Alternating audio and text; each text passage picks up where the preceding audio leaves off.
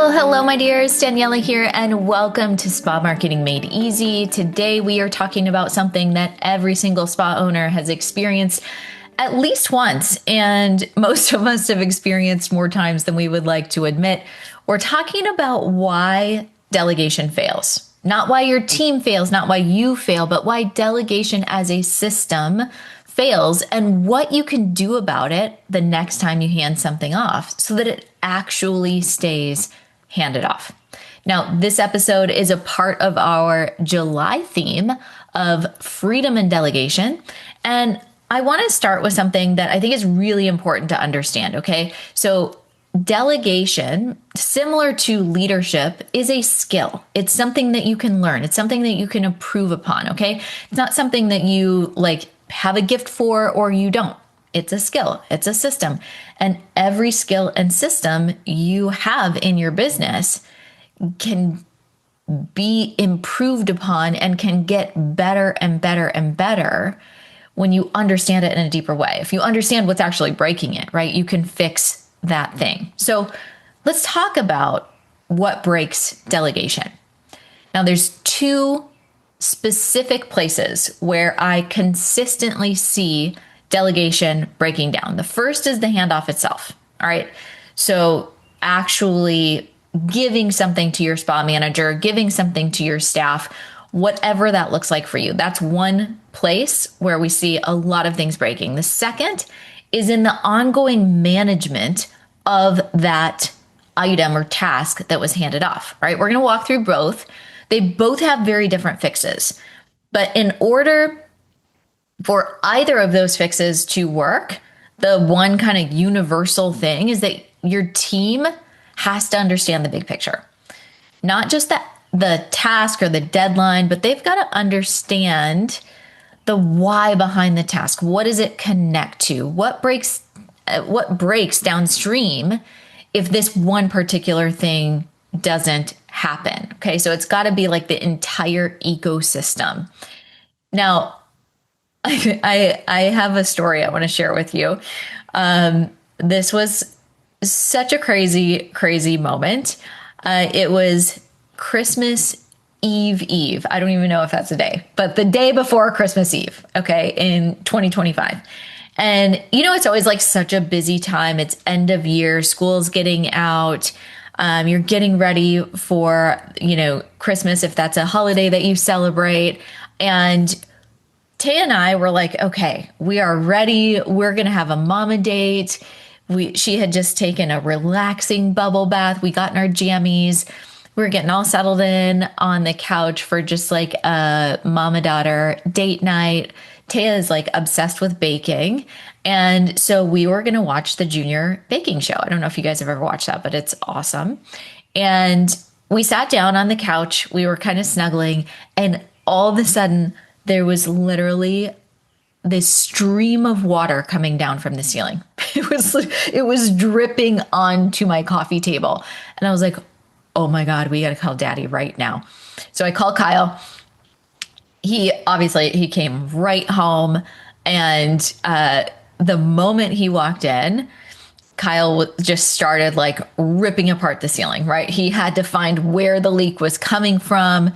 And the thing is with plumbing, you think you found the problem, but then it like connects to something else and that connects to something else. And then suddenly you're looking at this whole like cascading system of issues that you didn't even know existed.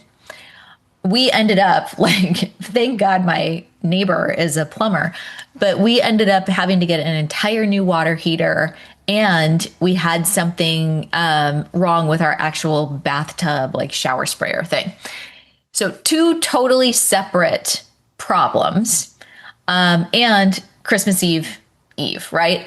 But what became very clear is that you cannot fix a plumbing problem if you only understand the one spot that the water was coming out, right? You have to understand the entire system, how everything connects, where the pressure lives, what feeds what, because fixing one thing without understanding the whole thing means you're going to be ripping the ceiling out again in 6 months. Delegation works in exactly the same way. Now, most spa owners are just going to hand their team the leak. Here's the task, right? Here's the deadline, go. And the team member doesn't understand how everything connects, all right? They do exactly what they're told to do, right? Because that's what they were given. But they don't know what's upstream. They don't know what's downstream. They don't know what breaks if this one piece doesn't happen correctly. And so when something goes sideways, when a client doesn't get the follow-up they need, or a post goes out wrong, or a document isn't gathered before a call, the instinct is to blame the execution. But the execution was fine. The problem was the person executing didn't understand the full system that they were working inside. So when your team understands the big picture, the individual task, they start to make sense in a way that they just simply couldn't have if you didn't have the checklist. Okay, so before we get into the mechanics of a good handoff, I want you to ask yourself, does my team actually understand what we're trying to build? Have I shown them the full system? Or have I just pointed to the leak, right? Do I just showing them the water coming down from the ceiling without understanding how everything connects? Okay, so now let's get into the handoff itself. Because even if your team understands the very big picture, the handoffs can still break down, and it usually breaks down in a very specific way. So if you have been a longtime listener, you know that 2025 was the year of the Phoenix for us. It was this year of reinvention, this year of transformation. And it's funny, 2025, because 5 is a number of transformation if you're into numerology. But for us, we had completely shut down the previous version of Growth Factor to rebuild it around AI, to make the AI integration the core of what we deliver, which is what we're doing now so often, is building AI employees for spa owners to help them streamline their operations, to help them build more profitable spas. So AI is not just an add-on or not just an afterthought, but one of the central features of the program. Okay. Well, because of that, and because we were using so much AI in our day-to-day operation, that meant every day, everybody is doing a new SOP. And now we're in 2026 and still every day, everybody is doing a new SOP because AI transitions and changes so fast, especially in the past 3 months, guys. It is like light speed out there at how fast things are advancing. So we were talking about new SOPs, new processes, new workflows, new ways of doing things that we had been already doing for a decade, right? We completely changed the way that we produce this podcast. And we're now almost on our 500th episode. We were running this thing like a well-oiled machine, and now we completely changed the way that we were doing things. So all of a sudden, we started making silly mistakes. We started missing things. And the thing was, it wasn't just one department. It was in marketing. It was in operations. It was in fulfillment. But they all could be traced back to the same root cause. And that was, we were not living and breathing in Monday.com, which is our operational hub. Okay. And here's the deal, guys. It's not that we were just trying to be sloppy and not following the rules. It was that our processes, because we had been doing this for so long, they were so embedded, so automatic over the years that it was sort of like riding a bike for us. We knew what we were doing. But then we changed everything. We changed and we added these steps that were actually really important to the process. And because the process was kind of shifting underneath us, we were still operating as if the old system was in place. And so we were missing things. And the solution was making sure that we were going back to the board. We had to go back to the board and understand the new order of operations. We had to verify that these steps were being completed. And it was hard for me because I was like, when I was still trying to figure out what was going on, I was like, this is like something that happens in year 1 or 2, not like year 12, you know? But again, what I learned through that process is that the system only works when everyone is actively using the system. Okay, I want to say that again because one of the issues that I have seen with our spa owners is, yeah, I've got the system for it. I've got the policy for it. I've got the Monday board for it, but nobody's using it. Nobody's enforcing the policy. Nobody's checking the SOPs. Nobody's using the Monday board. And so if you're not doing those things, of course the system's going to break. Okay. So it's really important that you don't assume the system is running without checking the system, right? You've got to have these checks and balances for a reason. Now, since we've recommitted, and I say recommitted, right, to Monday as the non-negotiable central hub of operations, the level of friction across our team has dropped dramatically. So every task lives there, every deadline lives there, every single person knows where to look. And when something isn't happening, I can see it without having to chase everybody down. Okay. So if you have a project management system, I highly recommend Monday.com. There's a whole bunch that are out there, but make sure that your team is actually using it in the day to day. Okay. That is super important. Now, let's talk about something that oftentimes gets overlooked. And when we're kind of going through, we're implementing the system, we're changing things. And that's actually how your team communicates and how your team processes information. So something that I learned about myself after years and years of coaching, and it became pretty apparent when I started doing group coaching calls, was that I am very much a verbal processor. I need to hear things. So oftentimes when we're doing a group coaching call, people are typing these really long comments into the chat. And can you please unmute? Can you please unmute and tell me, because I'm going to understand in such a better way. I learned that about myself, that I am a verbal processor, but some people need to hear things. Some people need to see things written.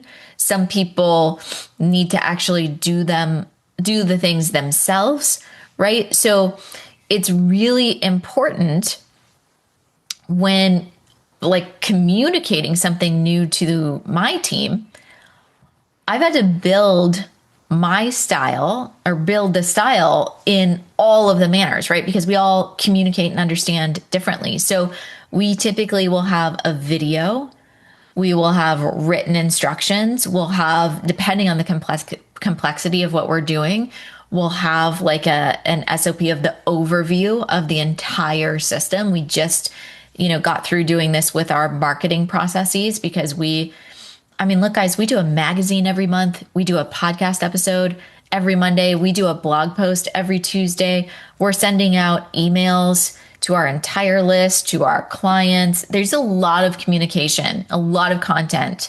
That's not even talking about social media content that's going out on a variety of platforms. So when we completely changed the system that we had become very well-versed in doing, we had to make sure that everybody understood the bigger picture. And then we had those written and verbal instructions and had the opportunity to discuss it at a meeting. Okay. Now, understanding for your own business how each person on your team processes information is the difference between delegation that's actually going to hold and actually going to stick versus you passing something off and then it's back on your desk in 2 weeks because 100 things have gone wrong. So when I am doing something new, I always have a video. I always have written instructions. Okay. So not just one, but both. The Loom is really helpful for the verbal processors. Super, super important. And then the written instructions. And now I'm just going to throw in there with AI. My team has a Coach Daniela GPT that has a ton of information of how I would be asking things. There's also an onboarding GPT that has information around our company that can be asked. So there's lots of ways that we can, incorporate the information in a way that your team is going to understand it. Now, another thing that I do, and I learned this from Annie. Annie is a dear friend of mine. She used to run our company, and then she had a baby and went fully into mom mode. But one thing that she used to do all the time was the repeat back. So if I would give her instructions, she would always repeat them back to me so that it was clear that she understood exactly what I needed. I do this with my kids all the time. I'll say, Luca, do you understand what Mama, tell me what I just asked you to do? If I'm giving him like multi-steps, and then he will repeat it back. It's really an effective like communication tool, and it just makes sure that we both kind of heard and understood the same thing.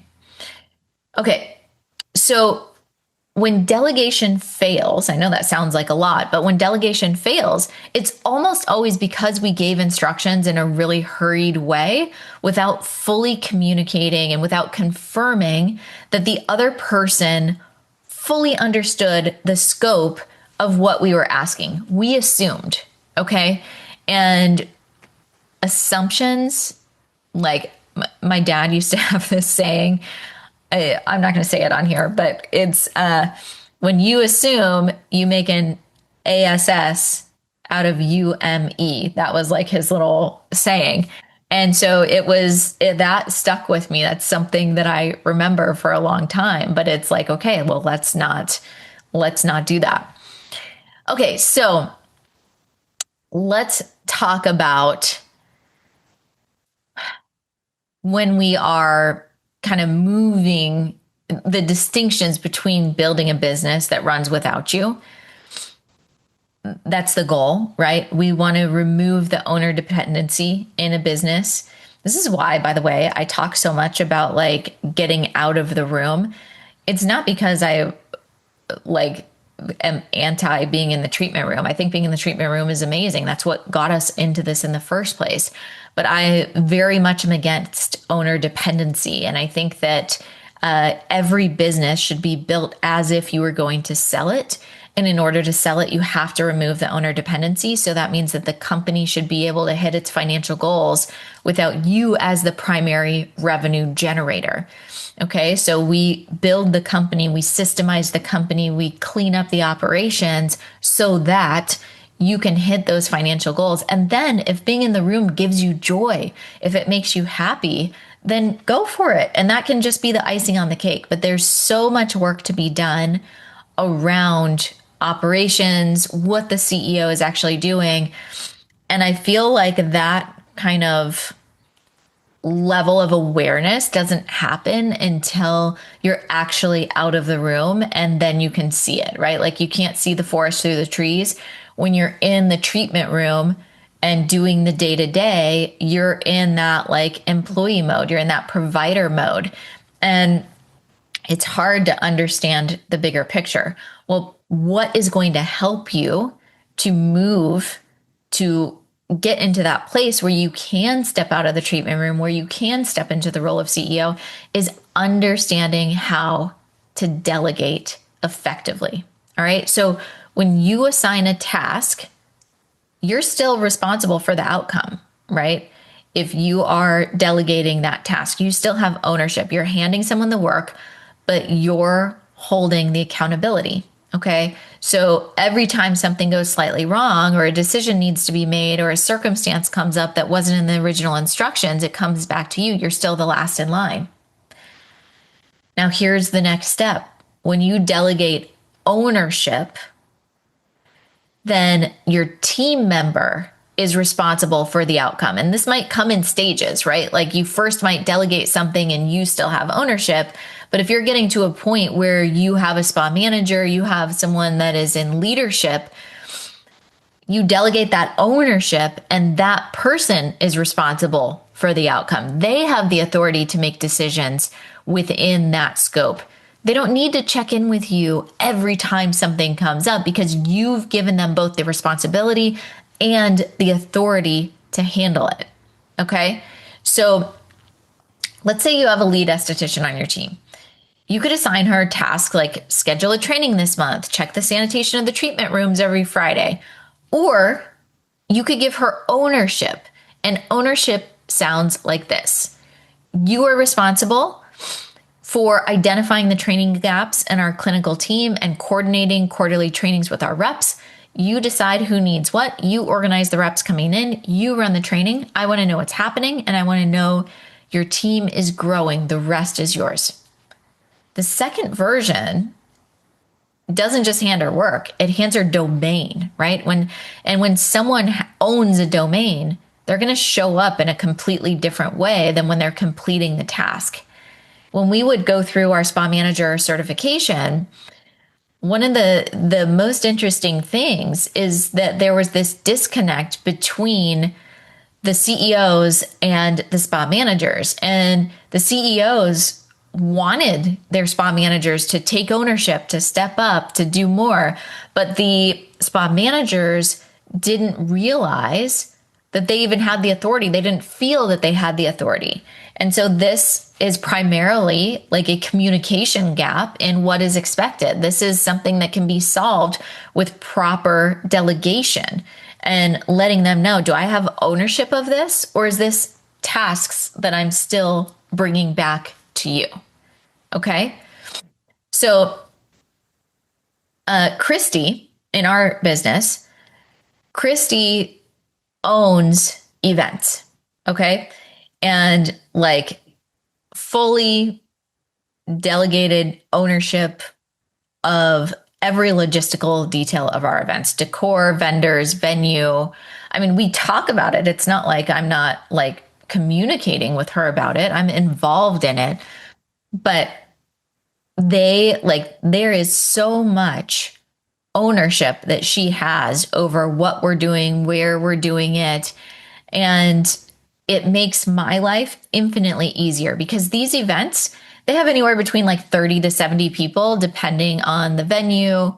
And she is so good at that. She is so good with details. She's a super phenomenal organizer. She does it a billion times better than I ever could on my best day. So, I'll always check in with her. Actually, a few years ago, I was asking everybody on the team actually kind of like what their bucket list items were. And Christy wanted to travel more. That was one of the things. So I asked her to make a list of all the different places she wanted to travel to. And that like very quickly became our event list of like the cities that we were going to have events in, because we wanted to like combine work and play, right? So it was really, really fun. But this year we had an event in DC, and my mom was in town, and she actually was here for like 2 months. She attended the event with us, and my mom got here and she was like asking me a million questions about the event. When does it start? What are we doing for dinner? Where is this happening? I was like, I literally have no idea. My funny saying is I just work here. And that is one of the most freeing feelings. Like, yes, of course, I know that I'm showing up and I am, creating the content of what we're teaching. I do all of that. But the logistics of who, what, when, where, why, how, Christy fully owns that. And I saw it so clearly when my mom was asking me all these questions, and I was like, look, you just have to ask Christy because I literally have no idea. So I just show up and speak. And it was such a good feeling. And that only works because Christy doesn't just have the task. She has the domain, she has the authority, and she has my full trust to make decisions without running every single thing by me first. Okay. So I want you to think about one area in your business, just one, where you could stop assigning and start delegating ownership. Pick a person who's ready for it. Define that domain clearly. Give them the authority and get out of the way. Okay? Now, I had talked about AI a little bit. I want to talk about AI a little bit more because I think everything I just described about human delegation also applies directly to your AI tools.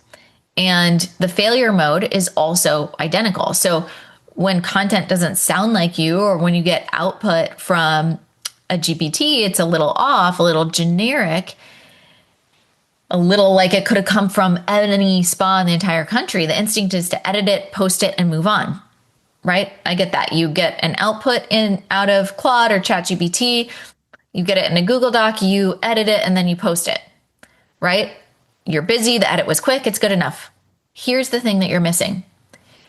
The edit that you just made is training data. And if you don't feed that back to the GPT, you're going to make the same edit next month and the month after that and the month after that until you get so frustrated and so annoyed that AI just doesn't work for your voice, right?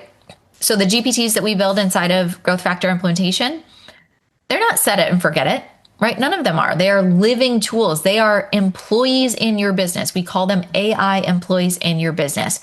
They get smarter every time that you use them, but only if you close the loop. When you edit the output and you put that back in and you say, here's what I changed, here's why, please take note and store this to your memory. This is how the tool learns your voice.